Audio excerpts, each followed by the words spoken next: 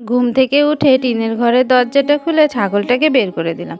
তারপরে ওই যে বাসি ঘরটা ঝাড় দিয়ে দেখো উঠোনটা ঝাড় দিতে শুরু করে দিয়েছি।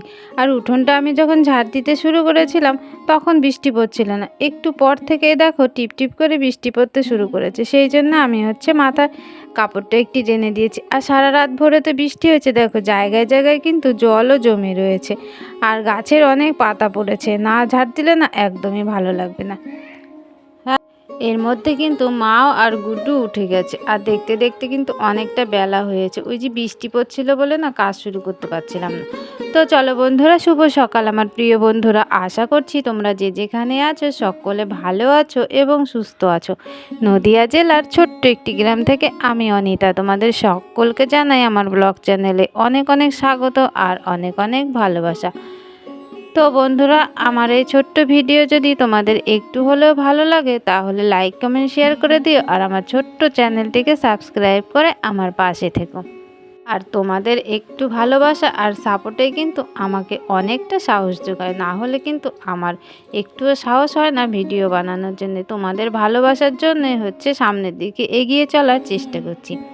তো চলো বন্ধুরা, দেখো ওদিকে কিন্তু আমার উঠোনটা ঝাড় দেওয়া হয়ে গেছে, আর এদিকে এখন ঝাড় দিয়ে নিচ্ছি। আর গুড্ডু দেখো সকালবেলায় কিন্তু খেলা করতে শুরু করে দিয়েছে। তো উঠোনটা ঝাড় দেওয়া মাত্রই চলে এসেছি কলপাড়ে, এখনও কিন্তু বৃষ্টি পড়েই যাচ্ছে। তো ওদিকে আমি থালা বাসনগুলো নিয়ে এসেছিলাম, দেখো থালা বাসনগুলো এখন আমি মাজতে শুরু করে দিয়েছি। আর ওই যে গামলায় জল ভরে নিয়েছি, সব থালা বাসনগুলো মাজা হয়ে গেছে। এখন কিন্তু আমি ভাতের হাঁড়িটা মেজে নিচ্ছি। আর দেখো চারিদিকে পরিষ্কার, কিন্তু না রোদ নেই। মাঝে মাঝে একটু রোদ দেখা যাচ্ছে, আবার কেমন যেন ঢেকে যাচ্ছে। তো এরকম করেই কদিন ধরে চলছে। আর মানে 2-3 দিন আগে তো প্রচণ্ড গরম দিয়েছিল, তারপরে আবার এরকম বৃষ্টি শুরু হয়ে গেল। এখন কতদিন থাকবে এরকম বৃষ্টি জানি না। বৃষ্টি ভালো লাগে, আবার একটু অসুবিধা হয়। এই যে বাইরে কাজ করতে গেলে কিন্তু তখন অসুবিধা হয়, ঘরের মধ্যে যখন কাজগুলো করি তখন কিন্তু অতটা অসুবিধা হয় না। তো দেখো আমার কিন্তু থালা বাসনগুলো সব ধোয়া হয়ে গেছে। আর এখন লাস্টে রয়েছে ভাতের হাঁড়িটা, ওটাকে আমি এখন ধুয়ে নিচ্ছি। তো ধোয়া টোয়া তো কমপ্লিট হয়ে গেল, এখন এগুলোকে যেখানে রাখি আমি সেইখানে রেখে দেবো। আর গ্রামের দিকে না এইভাবেই কষ্ট করতে হয়। গ্রামের দিকে তো আর সবসময় ঘরের মধ্যে থাকলে হয় না, এদিকে ওদিকে ছোটাছুটি করে কাজ করতে হয়। আর বৃষ্টির সময় কিন্তু খুবই অসুবিধা হয়, অনেকটাই কষ্ট হয়। এমনি সময় অতটা অসুবিধা হয় না, শীতের দিন বলো গরমের দিন বলো বাইরে দিয়ে ঘোরাঘুরি করলে কিন্তু খুব অসুবিধা হয় না।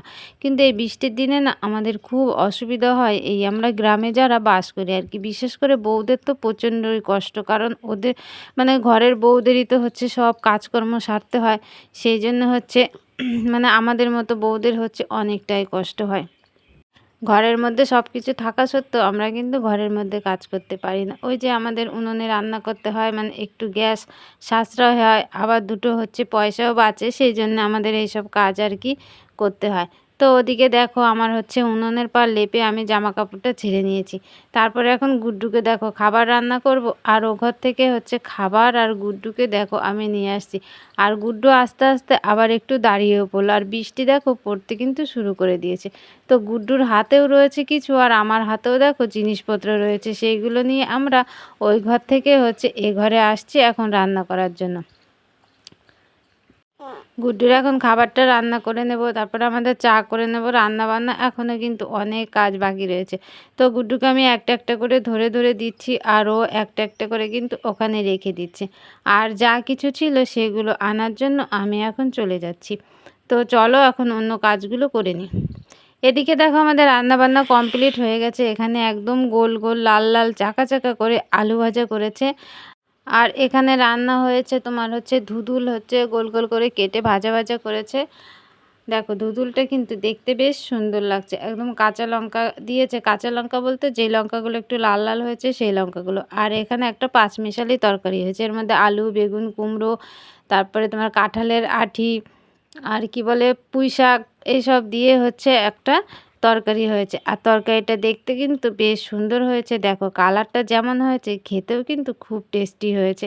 আর একদম লম্বা লম্বা করে পটলও দিয়েছে। সেই যে সকালবেলা খাওয়া দাওয়া হয়েছিল, তারপরে তো তোমাদের সাথে দেখা সাক্ষাৎ হয়নি। তো গুড্ডুকে চান করিয়ে ঘুম পাড়িয়ে দিয়েছিলাম, আর আমি কাজ করছিলাম। এখন হচ্ছে ওই 4টে মতো বাজে। তো কাজের থেকে উঠলাম, উঠোনটা ঝাড় দিলাম। এখন রয়েছে এখানে কিছু জামা কাপড়, সেই জামা কাপড়গুলো তোলার জন্য চলে আসলাম বাগানে। আর আমাদের গাছে কতগুলো হনুমান এসেছে না বাবা? কতগুলো হনুমান এসেছে? অনেকগুলো না? এই দেখো কটা? 5টা। আর কি হনুমানের বাচ্চা এসেছে না? হ্যাঁ, আর দেখো কাঠবিড়ালি এসেছে। আবার ওখানে কাঠবিড়ালি এসেছে, তাই তো? আর কি কি দেখেছো তুমি বন্ধুদের বলো বলো। আমি হনুমান দেখলে, এখানে কাঠবিড়ালি দেখলে, আর কি দেখেছো? স্পাইডারম্যান। স্পাইডারম্যান তো এই তো স্পাইডারম্যান। বাহ! আর গুড্ডু এই জামাগুলো পরতে খুব ভালোবাসে, এই জামাগুলো ছাড়া পরতেই চায় না। দেখো যখনই দেখবে তখনই এই জামাগুলো। তো চলো বন্ধুরা, এখন এই জামা কাপড়গুলো তুলে নিই। ওইটা দেখি নামো, আমি তুলে নিই এগুলো। ওইগুলো আমাদেরই সব। আমি সেই চান করে মেলে দিয়ে গেছিলাম, তখন তো বৃষ্টি পড়ছিল। তারপরে বিকেলের দিকে আবার একটু রোদ উঠেছে, বিকেল বলতেই দুপুরের পর তো শুকিয়ে গেছে। হ্যাঁ হ্যাঁ, ওটা তুলে নাও, ওটা তুলে নাও, তুলে নাও, ওটা আমাদের। আচ্ছা চলো, নিয়ে নিয়েছো? নিয়ে নিয়েছো? আচ্ছা, তো চলো এখন আমরা ঘরের দিকে যাই। আর বাগানের দিকে এসেছি, প্রচণ্ড মশা বাবারে। কদম ফুল হয়েছে? আর দেখ কুমড়ো গাছটা কত সুন্দর হয়েছে, দারুণ হয়েছে কুমড়ো গাছটা। না না, ভেঙে যাবে এটা, ওটা ভেঙে যাবে। কদম ফুল তো শেষ হয়ে গেছে। আচ্ছা চল তো দেখে আসি কদম ফুল। তো গুড্ডুকে দেখো একটু কোলে নিয়ে নিয়েছে, জামা কাপড়গুলো নিয়ে নিয়েছি।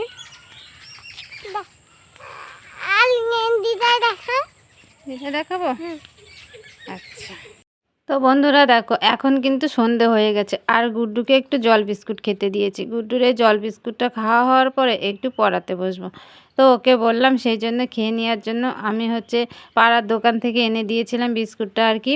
তো এখন ও খাটে বসে বসে খেয়ে নিচ্ছে। ওকে নিচে মানে বসতে বলেছিলাম, ও কিছুতেই বসলো না। তো গুড্ডু এখন জল বিস্কুটটা খাবে। আর আমি দেখো বাটিতে অল্প করে মুড়ি নিয়ে নিয়েছি। হচ্ছে গরমের সময় দুবার চা খাই না, সকালেই কোনো রকমে একবার খাই, সন্ধেবেলার দিকে আর খাই না। তো এখানে শুকনো মুড়ি নিয়ে নিয়েছি, এখন আমি এই মুড়িটা খাবো। রাতের খাওয়া দাওয়া কমপ্লিট করে দেখো এখন হচ্ছে কাজ করছি। আর গুড্ডু মা এরা ঘুমিয়ে পড়েছে, সেই জন্য আমি এখন নিশ্চিন্তে মনে একটু কাজ করছি। মানে এখনও আর একটু কাজ করব, তারপরে হচ্ছে শোবো। কি বলো তো, দিনের বেলা তো তেমন কাজ করতে পারি না, আর এদিকে যদি রাত্রেবেলার দিকে একটু কাজ না হয় তাহলে হচ্ছে এগুলো আমি কমপ্লিট করতে পারি না। তো চলো এগুলো এখন আমি গুছিয়ে নিই, তারপরে একটু কাজ করব। তো চলো বন্ধুরা, ব্লগটা আর বড় করছি না। তোমরা যে যেখান থেকে আমার এই ব্লগটি দেখছো সকলে ভালো থেকো এবং সুস্থ থেকো। আর যারা নতুন বন্ধু হয়ে আমার এই ব্লগটি দেখছো তাদের পাশে থাকার জন্য অনুরোধ করছি। তো চলো বন্ধুরা, দেখা হবে তোমাদের সাথে পরবর্তী আবার একটা নতুন ব্লগে। টাটা বন্ধুরা, গুড নাইট।